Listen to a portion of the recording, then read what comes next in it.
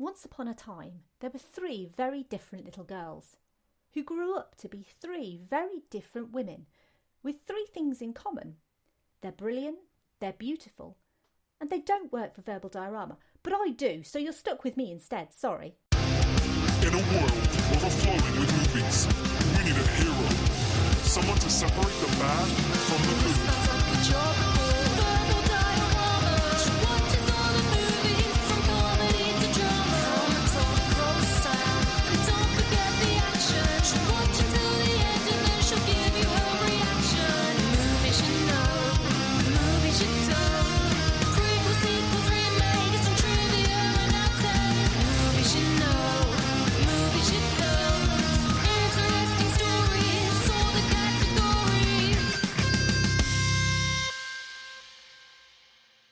Hi everyone, this is Em, and that was my new theme song. Isn't it awesome? I'm so excited. It's been something I've been thinking about for a while, and the opportunity to get something done came to me, so I figured, what the hell? It's the brainchild of an incredibly talented singer-songwriter called Chloe Enticott. She wrote the music and the lyrics. I helped a little bit with the really, really cheesy bits. And she also sang the vocals. And how phenomenal does she sound? The production is by Ellis Powell Bevan of Unique Studios. I'm going to put some links to their Facebook pages, so if anyone wants to contact them, they can in the show notes. But obviously, I'd highly recommend them. So I've got an intro track and an outro track, and they're so amazing and perfect. And talking about a movie with kick-ass women, it seems like completely apt that a kick-ass woman has created my new theme song. So obviously a massive thanks to Chloe and also to Ellis for helping with the production. So obviously we're not going to be doing The Mummy this episode. It was going to be this episode, but unfortunately there was a bit of family sickness on my guest Jason's side when we came to record for the second time. The first time I didn't have time, and so we rescheduled, and then unfortunately his wife and son were taken ill, and thankfully they are completely fine now and everyone's good. But so we couldn't record when we were going to, so I just basically flipped the schedule around a little and decided I'd switch 12 and 13. 13 was originally going to be Willow. And then I thought, oh, well, I'll do a bit of a poll on Twitter, because people do tend to like to get involved on Twitter polls. And my choices were Willow, Charlie's Angels, or John Carter. Obviously, John Carter's been in the poll pot once before and lost. So I thought I'd stick John Carter in, I'd stick Charlie's Angels in because it's fun, and obviously Willow. And the poll itself was, I think, a day. And quite often they were running neck and neck, sort of 33% each, sort of pretty much the whole time. So it was so incredibly close. And ultimately, Charlie's Angels just kind of scraped by literally, I think, 1 or 2 votes. So that's why this is Charlie's Angels. I know a lot of people were a little bit upset that Charlie's Angels won. And so something I actually announced this week on social media was my August schedule. And I don't normally announce a whole month in advance, but I wanted to do something special for August. August is actually my birthday month, so I wanted to do something special. So I've dubbed it Augstravaganza, and it's happening. And every weekend in August, I'll be releasing a new episode, which people who listen to Verbal Diorama, I can't say my own name, Verbal Diorama regularly will know that I release fortnightly. So yeah, this is going to be a bit of a massive task for me, and I'm going to try really hard. So we're starting on the 4th of August with The Mummy. So Jason from Wulong Talks is going to come on, and we're going to talk about The Mummy, which I'm incredibly excited about because, as everyone knows, I completely love The Mummy. The following weekend is going to be The Matrix, and that was actually suggested by Show Me the Podcast. And Show Me the Podcast recently released their last ever episode. And to be honest, I was going to do it anyway because it was suggested by them. But this is going to actually kind of be just a little tribute to them, to Harry and Lorraine and their podcast, because they've always been very supportive of this show, and it's really sad that they're not going to be doing their show anymore. But I hope that I can do The Matrix justice for them.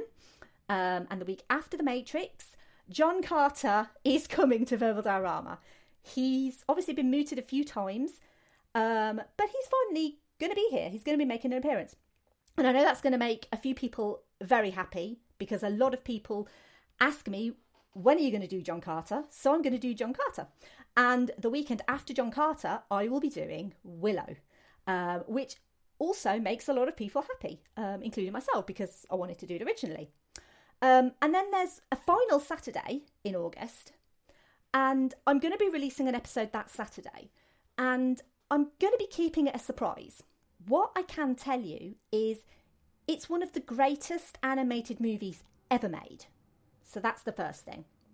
And the second thing is I'm actually going to be coinciding it with my first ever giveaway on Twitter. So if you don't follow me on Twitter, now would probably be a good time to do so if you want to be in with a chance to win a really, really cool prize that's linked to the movie that I'm going to be doing. Obviously, I do mention social media at the end, but if you want to know now, my Twitter is just @verbaldiorama. And the information on that will be coming out sort of towards the end of the month. And what else have I been up to? Well, shortly I'm recording with Growing Up Millennial podcast. I think I mentioned that last episode. And last weekend, I had such an amazing chat with Kat from Shuffle the Podcast. We talked about the John Wick trilogy. It ended up being quite long, because it always does when I'm involved. And this is quickly becoming a bit of a thing with Keanu Reeves. And so I was totally happy to oblige her. I think that episode is coming out shortly. I'm not sure exactly when. But obviously, make sure you go and subscribe to Shuffle the Podcast, and it will be out soon. And the interview I did last month with the guys over at the Flicks podcast should be out now. I'm also currently looking into avenues to get some written work published.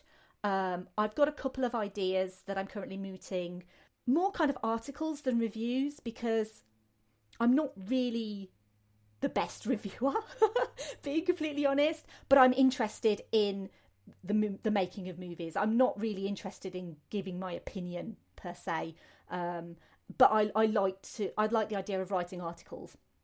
So I've been in touch with a few online and offline publications. So you never know, I might end up getting some of my stuff published, which is obviously incredibly exciting and something that I've actually wanted to do for a long time, but I've kind of never really had the confidence to do that. And this podcast has kind of given me a little bit of extra confidence that maybe what I think and what I say and what I write is decent. But yeah, we shall see what happens on that. Because we're not here to talk about writing, we're here to talk about ass kicking and terrible moonwalks. So let's move on to Charlie's Angels. Another movie from an old TV show. What are you gonna do? Walk out. They go where no one else dares. They do what no one else can. So when there's only one chance to get it right, they're the ones to call. Who are you people? Damn, I hate to fly. But they only answer to me. My name is Charlie. Meet the most elite crime-fighting force ever assembled. They've got techniques you never dreamed of. You know, I signed that release waiver, so you can just feel free to stick things in my slot. Good morning, Angels. Good morning, Charlie. Meet Roger Corwin. He's planning to steal a new software that can trace a voice signal anywhere in the world. If this got into the wrong hands, it would be the end of privacy. That's where you come in, Angels. Charlie, would that mean undercover? I'll leave that up to you, Bosley.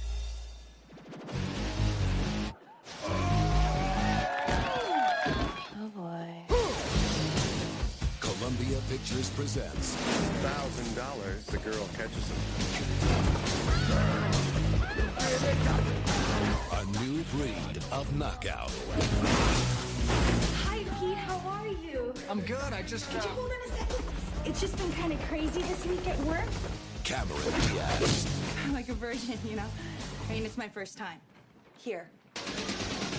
Drew Barrymore. I figured we could have a little breakfast. I have to go.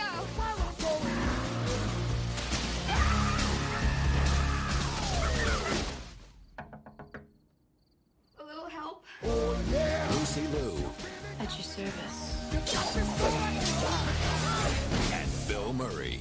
I love fire. Get some action. Charlie's Angels. And that's kicking your...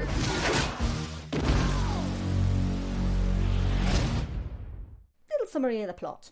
Natalie Cook, Dylan Sanders and Alex Munday are the Angels. 3 talented, tough, attractive women who work together as private investigators for unseen millionaire Charles Townsend. When software genius Eric Knox is kidnapped, the Angels and their faithful associate Bosley are hired to solve the case. The prime suspect, Roger Corwin, runs Red Star, a rival company to Knox's. At a party held at Corwin's house, the Angels come across a mysterious thin man and chase him down to find Eric Knox safe but restrained nearby. In order to prove Corwin's guilt, the Angels adopt disguises, infiltrate Red Star and plant a device on their central server which will provide evidence that Corwin was behind Knox's abduction. Dylan deduces that Knox will continue to be in danger until Corwin can be apprehended, and so she spends the night at his place. Knox, however, betrays her. It appears he wanted to access Red Star's satellite network. He plans to use it, along with his voice recognition software, to find the man who killed his father, Charles Townsend. Dylan escapes to find Natalie and Alex were also simultaneously attacked and regroup at the office as the building explodes.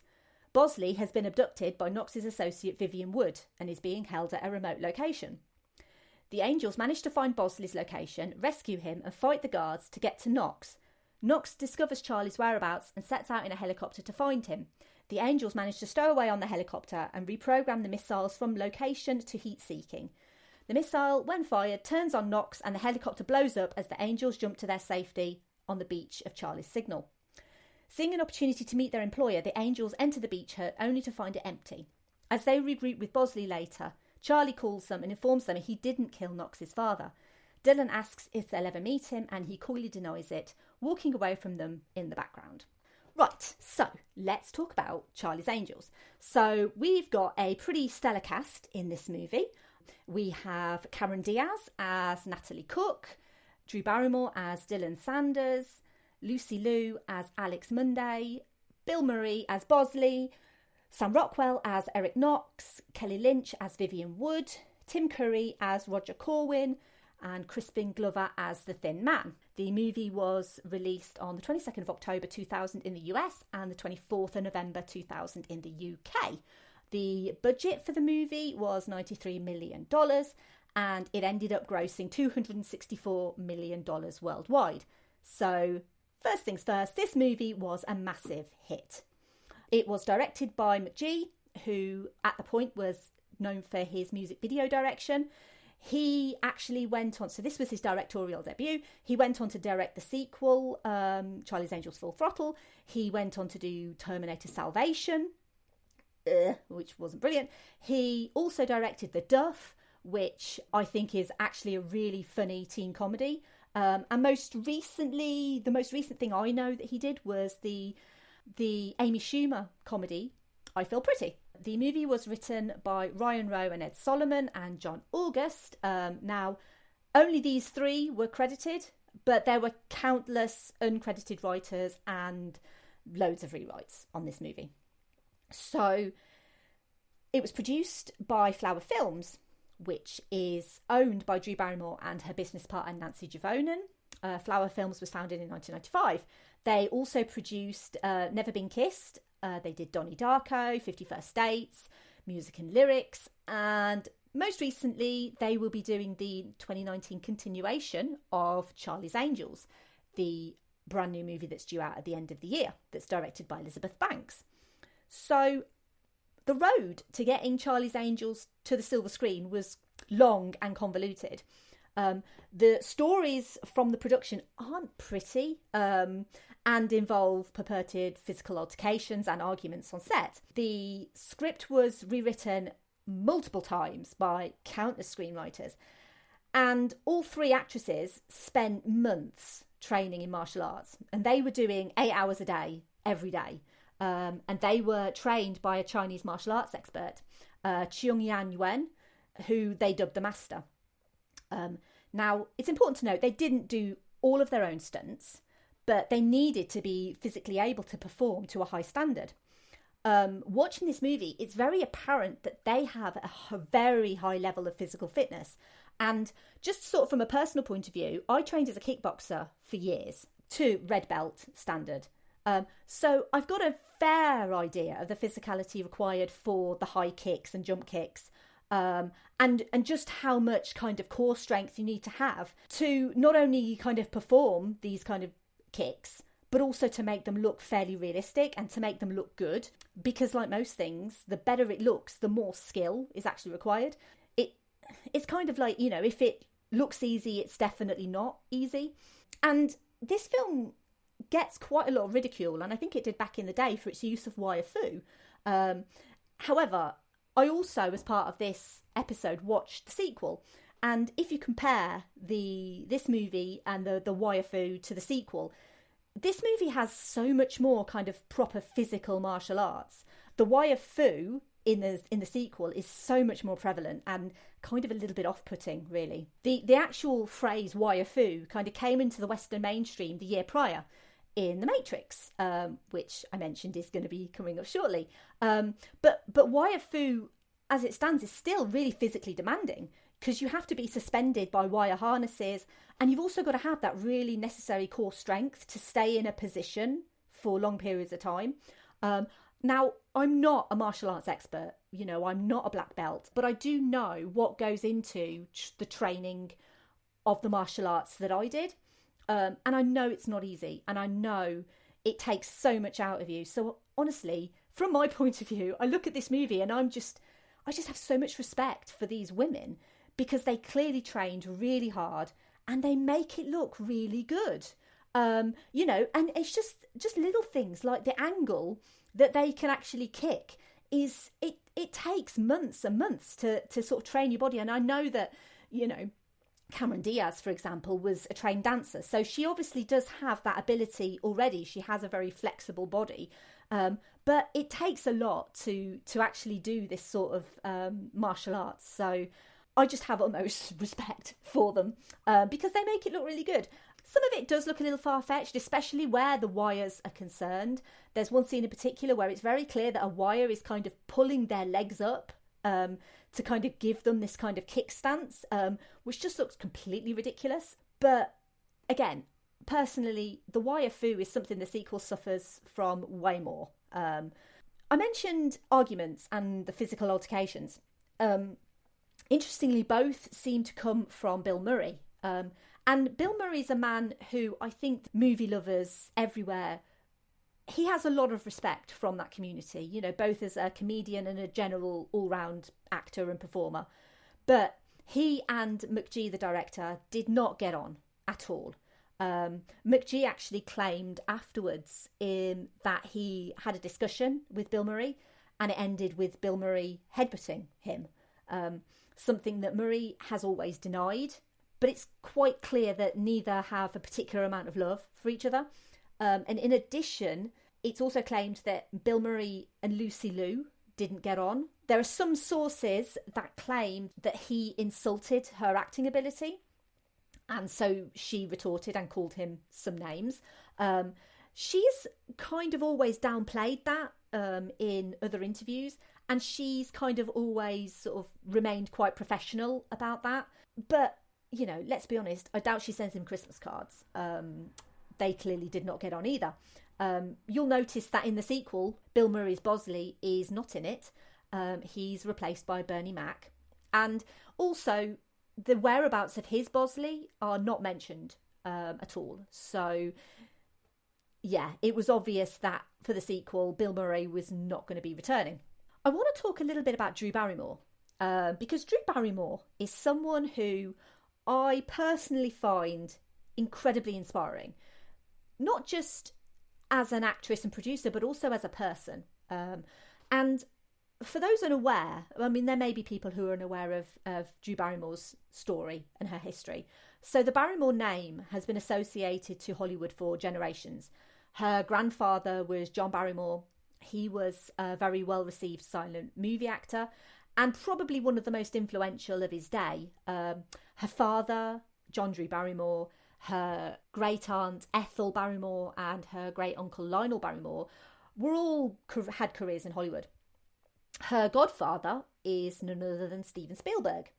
So this is a young child who's essentially groomed for stardom, pretty much. She's born into this amazingly famous family.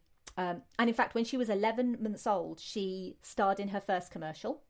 And when she was 5, she starred in one of the biggest movies of all time, as Gertie in E.T. the Extraterrestrial. And this sudden jump into superstardom was particularly hard for the young Drew. And she started partying at a very young age. She was spotted in famous nightclubs. She started taking drugs. And she ended up in rehab when she was just 13 years old.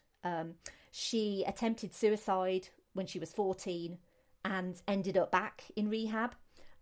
She ended up becoming legally emancipated from her parents when she was 15. And usually the law of drink and drugs, when we're talking about young Hollywood starlets, that usually ends in tragedy. It's something that we've seen many times when young, vulnerable actors are lured into situations that get out of control. It's usually labelled too much too young.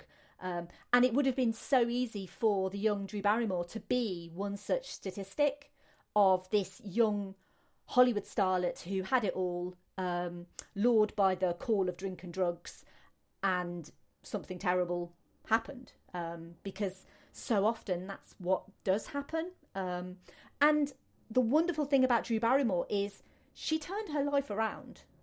She got clean.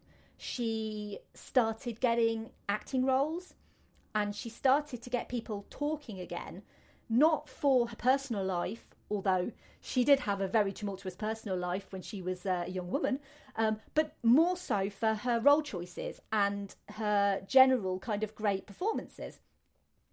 So in 1995, she starred in a movie called Boys on the Side, which was praised by critics. It was in the same year that she set up Flower Films with Nancy Juvonen.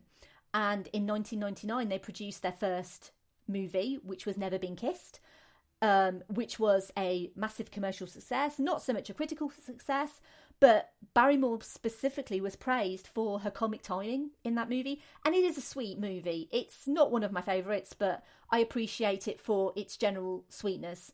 In producing Charlie's Angels, Drew Barrymore had the necessary clout with the studio to choose who she wanted to star and direct. And she had a vision of the movie from the start, because as soon as she found out that Sony were doing a Charlie's Angels movie, she wanted to be on board. She wanted Flower Films to produce it. So she ended up meeting with Sony with this vision, which was influenced from movies like Foul Play, Enter the Dragon and Used Cars, starring Kurt Russell. And that was the inspiration for Cameron Diaz's musical number specifically. So she and Nancy pitched the entire vision to Sony in order to get the production. And Sony agreed. And Drew has since described it as the most fun thing in the world to pitch. Drew, for example, was the one who insisted the angels didn't use guns. You'll notice in the movies that the bad guys do, but the angels don't. Because she instead wanted to focus on their fighting ability and teamwork, in a sense that guns are the easy way out. It's very easy to just pick up a gun and shoot someone, but it's not so easy to work as a team and to use martial arts or anything else that's kind of lying around to fight the bad guys. She also successfully persuaded Cameron Diaz to do the movie, and they remain good friends to this day, which is nice. Because Cameron Diaz was arguably the biggest star of the three at the time. She'd had her big break in The Mask in 1994 and had gone on to star in My Best Friend's Wedding in 1997, which is a great, fun movie. I love it. And then as the titular Mary in There's Something About Mary in 1998, which really kind of thrust her into the big time. It also gave her a Golden Globe nomination. So in 1999, she kind of veered off into more serious roles. So she was in the American football drama Any Given Sunday, and also received a Golden Globe nomination for being John Malkovich. So at this point, she was kind of teetering towards kind of serious roles and comedic roles. And she was persuaded by Drew Barrymore to take on the role of the very cheery, very sweet, but very innuendo-filled Natalie. She actually got the biggest salary for this movie, but I'm going to come back to salaries a bit later. Lucy Liu's casting took longer because originally Drew Barrymore wanted Angelina Jolie for the role of Alex. Angelina turned it down because she said she didn't want the exposure of a really high-profile film, and she didn't want to be typecast as the tough girl. 3 years later, she'd be starring as Lara Croft in the Tomb Raider movie. Lucy Liu at the time was starring in Ally McBeal, which was a very surreal American sort of lawyer TV drama. It was very famous for having a CGI dancing baby. And at the time, I remember the dancing baby was such a big thing. Everyone always talked about this dancing baby. But anyway, Lucy Liu was in Ally McBeal. And although Drew Barrymore met with other actresses for the part, they always came back to Lucy Liu. And they were willing to work around her Ally McBeal schedule because they knew that she was the perfect fit. Alex being the technical brain behind the Angels and possibly also the most fearless of the three. McGee's motto for this movie was bigger and faster. As a music video director with no experience making a movie, he seemed on paper to be the least qualified for the job. He met with Drew Barrymore and Nancy Juvonen, and they were convinced he was perfect, but they needed to convince Sony, who obviously were less than enamoured by this complete unknown music director leading this very expensive movie. So they arranged a meeting, and McGee came in and he performed the whole movie as he saw it shot for shot. And the room was captivated and he got the job. The cast was rounded out with some absolutely phenomenal names. So obviously you've got Crispin Glover, Sam Rockwell, Kelly Lynch, Tim Curry, Matt LeBlanc, Luke Wilson, and I'm still not sure what the hell Tom Green was doing, but he was in it and he was dating Drew Barrymore at the time. So there's also quite a lot on the internet about he was actually suffering from cancer at the time of filming. So Drew Barrymore spent a lot of time with him at the hospital. They ended up getting together. She actually ended up marrying him, but the marriage didn't last very long. I'm still not sure what he was doing in that movie. I'm a little bit bewildered about Tom Green still. I'm still not sure.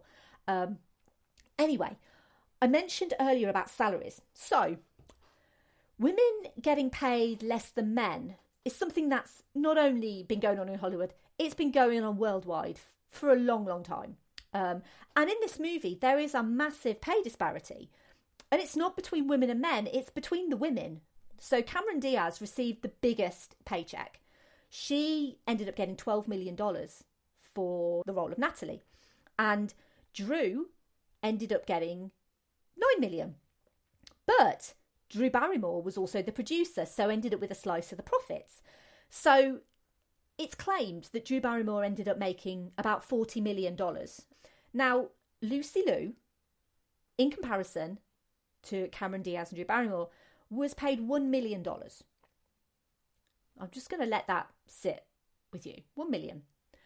For the sequel, which again, I'm not really going to go into very much, but just for comparison reasons. So for the sequel, Diaz got $20 million. Barrymore got $14 million and obviously was a producer, so ended up with a lot more. And Lucy Liu was given $4 million. I mean, you could argue that Cameron Diaz and Drew Barrymore are bigger names. But if you look at the movie, Lucy Liu put in the same amount of work. And it seems quite shameful, looking back, that Lucy Liu's agent didn't negotiate more for her, especially considering if Angelina Jolie had got the part, it would have cost them considerably more than $1 million. And knowing that puts a little bit of a stain on the movie for me, because equal pay should mean equal pay, especially for equal roles and equal screen time. And don't quote me, I haven't checked specifics, but I'm pretty certain that each angel has about the same screen time overall. So, yeah, it's something that still doesn't sit well with me, because although each angel is individual and unique, I have to give credit to Lucy Liu, because at this point in her career, she was most well known for playing Ling Wu on Ally McBeal. And it would have been very easy for the filmmakers to just make Alex the fierce, cold, sort of strict, stereotypical Asian woman. And admittedly, there is a funny scene where Alex is kind of dressed in a tight leather skirt suit. She's demanding to know information from a room full of technicians, and she kind of snaps her stick on the table and sort of barks out orders to them in a very kind of cold, strict way. But Lucy Liu is also given a chance to show off her comedic side. And also, she has the best goddamn slow motion hair flip that's ever been recorded on film. I guarantee it. She as Alex is technical, she's smart, but she's also allowed to compliment and be complimented by her fellow angels. And that's no mean feat when your co-stars are Cameron Diaz and Drew Barrymore. So I feel like Lucy Liu does not get enough recognition for her part in this movie. She clearly didn't get enough money for her part in this movie. And I think as a general rule, people remember, you know, lusting after Cameron Diaz or finding Drew Barrymore particularly hilarious. But they don't really talk about Lucy Liu. And I want people to talk about Lucy Liu because she is brilliant in this movie. She's a complete highlight. And I hope that, if anything, if you have the opportunity to rewatch this movie, that you'll rewatch it and maybe kind of think more about what Lucy Liu actually puts into this movie. Because I love her. She's brilliant. She's probably my favourite angel. The original series on which this movie is, by the way, emphatically a continuation of. It's not a remake. It's not a reboot. It's a continuation of this franchise of Charlie's Angels, which started with the TV show. It's kind of in the middle, you've got these movies, and then it's bookended by this 2019 movie that's coming out. They're all part of the same universe. So the original series, you had 3 stunning women fighting crime whilst always looking stunning. And admittedly, I have watched a couple of episodes of the original Charlie's Angels. I'm not a massive fan. I don't know a great deal about it, but I do know they were 3 gorgeous women and they always look gorgeous.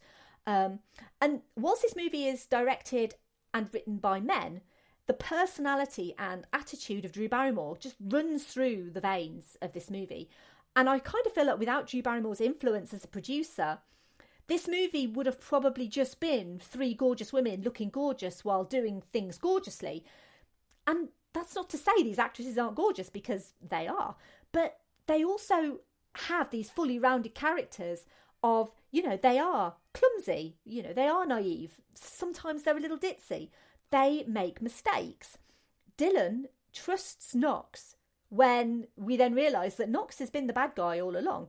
On the other hand, they're also supremely intelligent, because Natalie, as soon as she meets Vivian Wood, calls her out as probably being the bad guy. And it turns out that she was.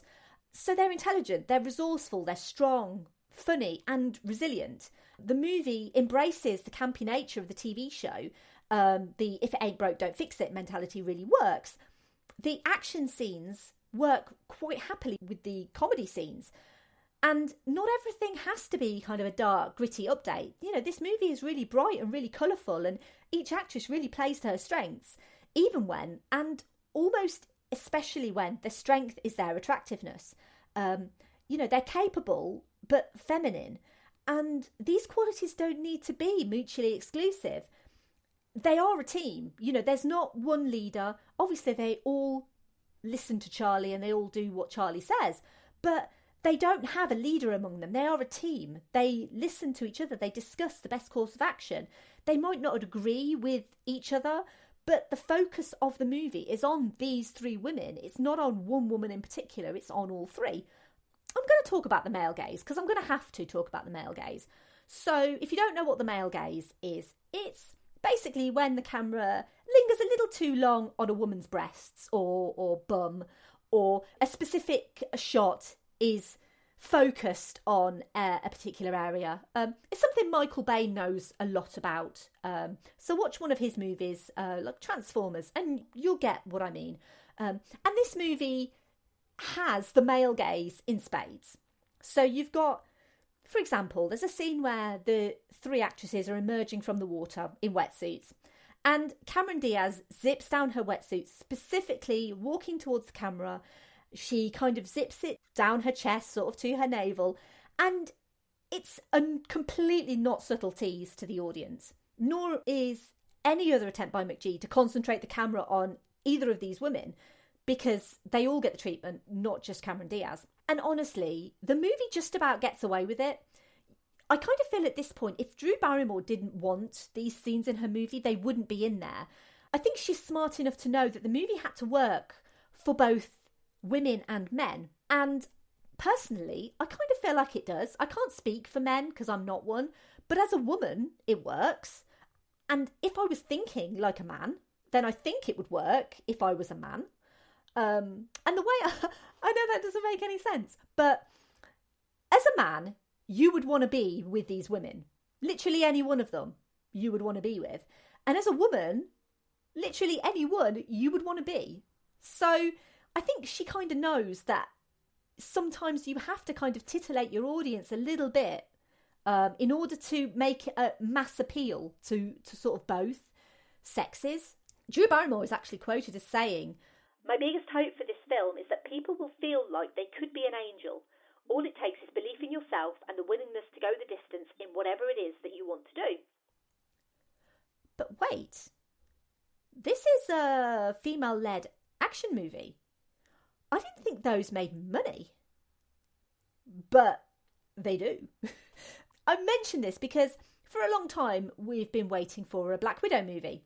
It's currently being filmed. It's due to come out, I believe, next May 2020.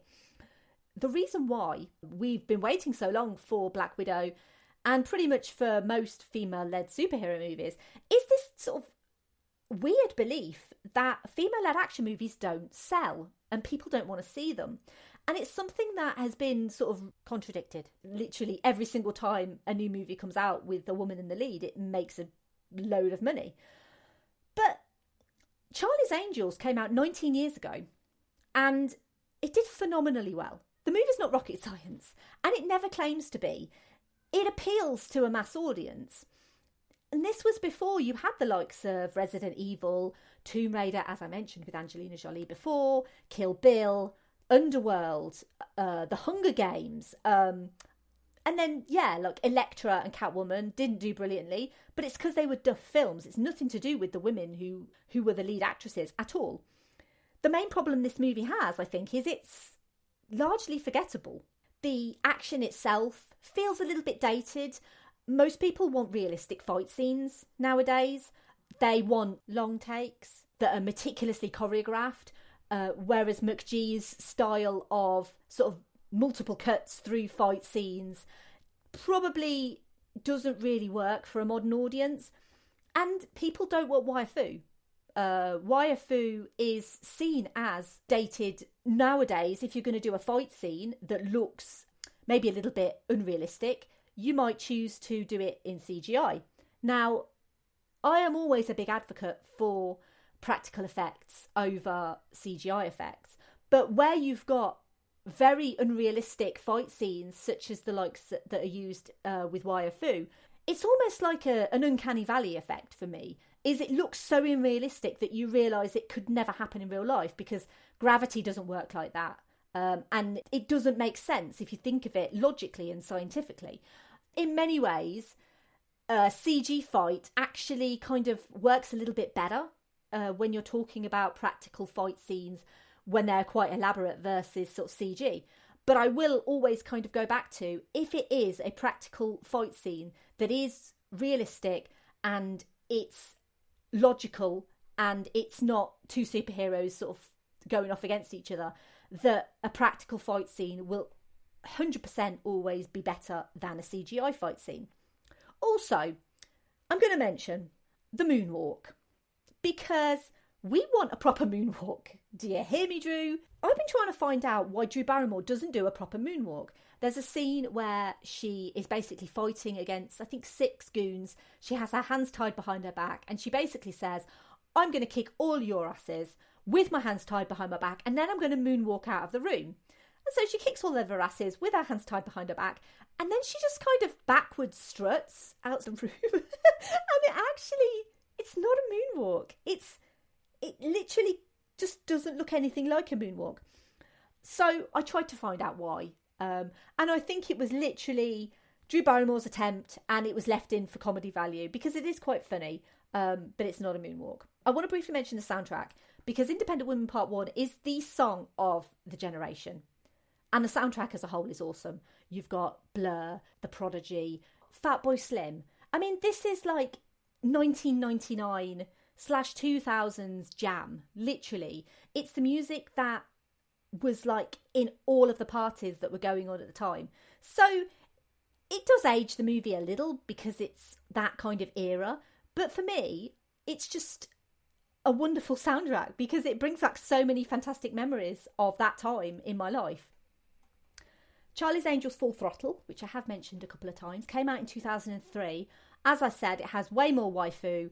It's basically more explosions, more fights, a very well publicised return to the movies from Demi Moore as Fallen Angel Madison Lee, but it's got less plot. It's not as tongue-in-cheek as the first movie. And weirdly, the Thin Man is retconned as a good guy / love interest for Dylan, and then he dies, which I always still find one of the most bizarre things about that movie. Well, out of its many, many bizarre things. It's not as much fun as this one. If I were to recommend one Charlie's Angels movie, I wouldn't recommend Full Throttle. I'd always recommend this one because it's a lot more fun. There was also a short-lived TV show in 2011, which was executively produced by Drew Barrymore. It starred Minka Kelly, Rachel Taylor and Annie Ilonze. And it was actually cancelled after 4 episodes. All 8 episodes were aired eventually. But yeah, so the fact it was cancelled after 4 probably means it's not all that brilliant. And this year we have a new movie, which, as I mentioned, is a continuation of the Charlie's Angels timeline. It stars Naomi Scott, Kristen Stewart, Ella Balinska and Elizabeth Banks. Also directed by Elizabeth Banks. Produced by Flower Films. The trailer suggests it's a little bit more serious overall, but it's got like comedic undertones, so I don't think it's going to be as campy. But as Drew Barrymore is producing, I'm thinking we might see a cameo here or there, maybe from her, maybe from some of the other angels. Speaking of angels, Lucy Liu was recently awarded a star on the Hollywood Walk of Fame, and there with her, supporting her as she was getting her star, were Drew Barrymore and Cameron Diaz. So the fact that these women are still friends after almost 20 years feels really nice because it feels like the camaraderie that they had on screen translated off screen. It looks like this movie was mega fun to make. And ultimately, it's all about women supporting women. And that's something that we should have more of in the world, as well as in the movies we watch. So I had a few social media thoughts on Charlie's Angels. Not as many as I thought, considering it won this poll. So on Twitter, first up, we have a friend of the show, Sade from Off Screen Babble. And she said, Charlie's Angels was one of the first times I saw women kick butt and look cool doing it. As a child, it made me excited to think that I could grow up and be just as cool. Combined with Destiny's Child Independent Women's song, my 11-year-old self felt pumped. Each actress gives amazing performances and distinct personality to their characters, and the music video style of editing from McGee may be a lot to take, but adds a fun and cheesy layer to the film. Completely agree, Sade. At Toys R Us Pod said, I only want to send in a snippet of me talking about the fact it shows 2 boys playing Final Fantasy VIII, a one-player game. Yeah, it does. I failed to mention that completely. Yeah, she's naked and she ends up... it's actually the old E.T. house because it was filmed at the same house that E.T. was filmed. And the 2 boys in their living room playing Final Fantasy VIII, which they've got 2 controllers, but it's actually a one-player game. So completely ridiculous.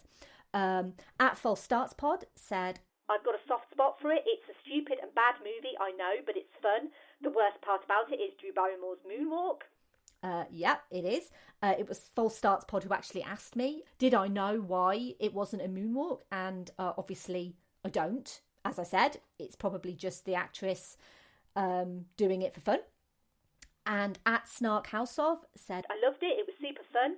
A shame Marie and Lucy had a row and he wasn't in the sequel. Also, Crispin Glover, drool. I wouldn't say I would drool over Crispin Glover. If there was anyone in that movie I'd probably drool over, it would probably be Sam Rockwell, because he has this amazing scene where he does a little dance and it's brilliant. He's a great dancer. Over on Instagram, I had a comment from Matt from Red Band Reviewers. So he says, I was born in 89, so was maybe 11 or 12 when this came out. My main memory is Lucy Liu was the first time on the big screen I knew a girl could beat me up.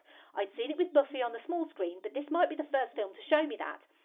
As derogatory as it may be at times, it also took a big step forward in an era where pretty much all media showed me as a young lad that I was born to be the protector. Which is actually a really interesting point, because I think a lot of young boys are conditioned from a lot of mass media that they have to be the protectors, they have to look after the women, whereas in this movie it's mainly the women who are actually looking after the men, because it's the angels that look after Eric Knox, it's the angels that end up rescuing Bosley. And so I think that's a really valid point actually there, Matt. And Chloe on Facebook said, I feel like I owe Drew Barrymore in both of the Charlie's Angels films a fair bit of credit for being a big part of my gay awakening as I grew up. Now, there's a particular GIF that I use a lot on Twitter, and it's from Crazy Ex-Girlfriend, and it's basically from a scene where they say, ooh, I hear you, girl. It's my favourite, and I use it a lot, and it applies to the situation, because Drew Barrymore in that zip down to her naval race suit is, oh my God, she looks phenomenal. And honestly, I'd imagine any angel could form part of anyone's gay awakening. That's why they're angels. Thank you for listening. As always, I'd love to hear your thoughts on Charlie's Angels. My next episode will be out in 2 weeks, and we will be bringing you The Mummy. Me and my special guest, Jason from Wulong Talks. Let's hope the curse on this episode can be lifted and we can bring that to you, because I know we're both very excited to talk about that movie. If you like this episode, I've also done episodes on Titan AE, Captain Marvel, Dread, Who Framed Roger Rabbit, Sky Captain in the World of Tomorrow, Pleasantville, The Cabin in the Woods, Speed, Aladdin 1992-2019, Pirates of the Caribbean, The Curse of the Black Pearl, and X-Men Dark Phoenix. And by the way, I realised that I mention all of those every single time, and it's only ever going to get longer. I'm going to try and keep mentioning all of them, because I think all of the episodes that I've done are really still relevant. But maybe when I get to 100 episodes, I probably won't do that anymore. But they can all be downloaded wherever you get your podcasts from. You can follow me on Twitter, Facebook and Instagram, and Letterboxd at Verbal Diorama. You can email me general hellos, feedback or suggestions at verbaldiorama@gmail.com. Obviously, The Matrix was a movie suggestion, and I am always quite happy to take suggestions. I can't always guarantee that I will be able to do all suggestions, but send them to me anyway. If you like what I do and you want to leave me a great review, you can do so on iTunes. I'd really appreciate that. I know that any podcast that you listen to will really appreciate that. So if you enjoy listening to a podcast, please take 2 minutes out of your day and give them a rate and review on iTunes, because it really does make people's day. If you want to buy me a coffee, because I do run on coffee, I've got a coffee in front of me. It's probably gone cold by now. You can donate me a coffee at ko-fi.com/verbaldiorama. Thank you for listening to this episode on Charlie's Angels. I'm still waiting for Charlie to call me back about me becoming an angel. Any day now. Has my phone got signal? Yeah. Yeah, still waiting. Any day. Just whenever. You know, whenever you've got time. That'd be cool. Thanks. Hello? Hello, Charlie? No, I don't have PPI.